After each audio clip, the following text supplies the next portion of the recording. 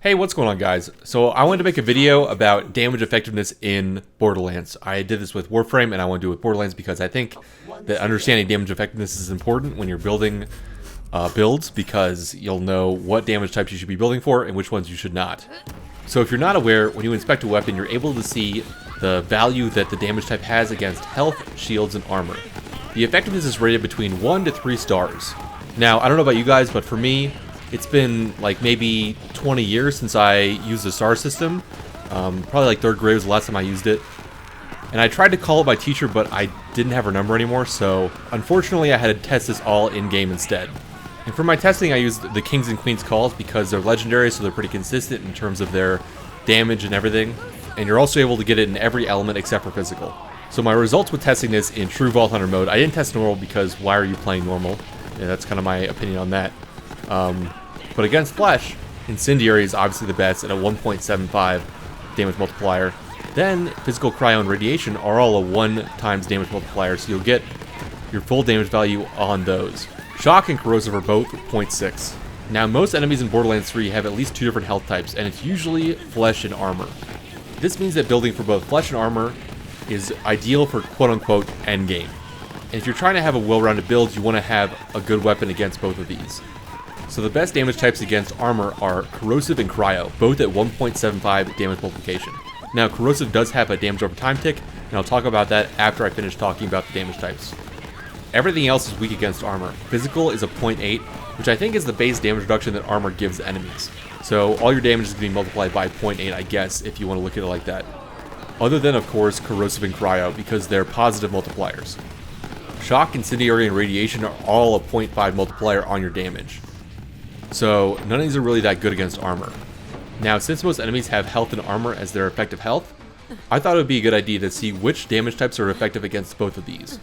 Now, when you average the damage on health and armor, Cryo becomes the best at a 1.375 multiplier, Corrosive with a 1.75 multiplier, and Incendiary at a 1.125 multiplier.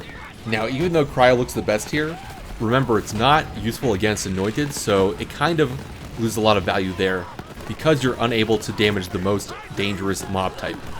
This certainly doesn't mean that Cryo is bad, it just means that you want to be more diversified into like Incendiary against the Anointeds. Physical, Radiation, and Shock all have lower than 1 values here. That doesn't necessarily mean that they're bad, it just means that they're not super useful for overall damage. And I say that even though Radiation is one of the best damage types against the Anointeds, because you're able to use it with like the recurring Hex, which you can see me doing in the background here. And by the way, this is after the patch that reduced Hex's damage by 70% in the background. Overall, Shock turns out to be the worst damage type because it just doesn't do enough, and the damage over time is actually the worst of all of them, and I'll talk about that in a second too. But since we haven't talked about shields, let's look at those. On shields, Shock becomes the best at a 2.5 damage multiplier. That's the biggest damage multiplier you can have out of any damage type. So shock damage is super useful against shields, which should hopefully be obvious. Radiation comes in at a 1.5 damage multiplier, which is pretty good, so having Radiation against shields is quite useful. Physical comes in at 1, and then everything else is a 0.5 multiplier. Now, because shields have the lowest effective health value, not only because they take extra damage from things like shock and radiation, but because it seems they have the lowest numerical value. This means that you don't actually need as much damage from the other damage types to take them out, even though they're like 0.5 multipliers. So overall, I would say that building for shields is less useful, not useless, because like having one shock weapon or taking a couple points in infusion on Amara and going for shock will take care of shields very easily. And typically they're not going to be regenning, so you're not going to have to worry about them coming back. If you want to see the averages for all 3 health types, Shock comes in at number 1 at 1.2 just because of its damage against shields. Next is going to be Cryo, then Physical, Radiation, Corrosive, and Incendiary. Although I don't think this is a good metric for how effective the damage is at endgame, because shields are kind of worthless, at least as far as the enemies are concerned, and building for armor health is much more valuable, in my opinion. Now, you might be curious like I was on how the damage over time procs work, because each of them works a little differently, and I think it's kind of interesting as to how they apply. For my testing, the damage over time is very, very consistent.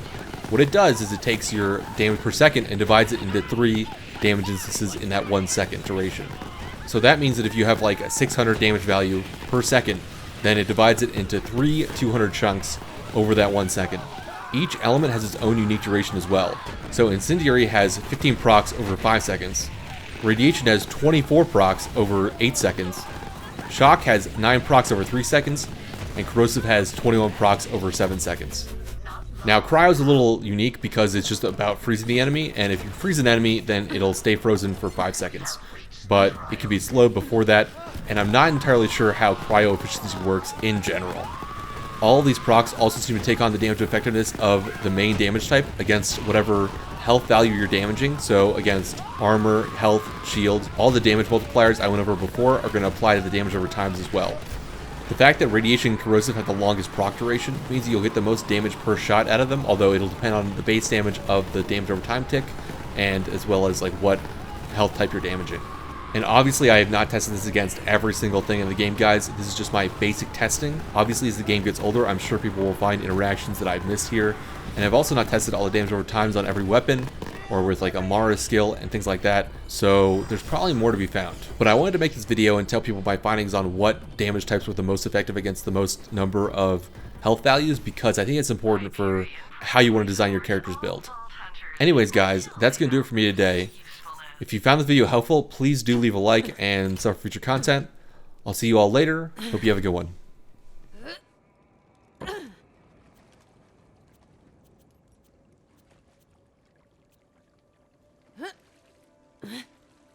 Well done, but have they taken you? That is what I want.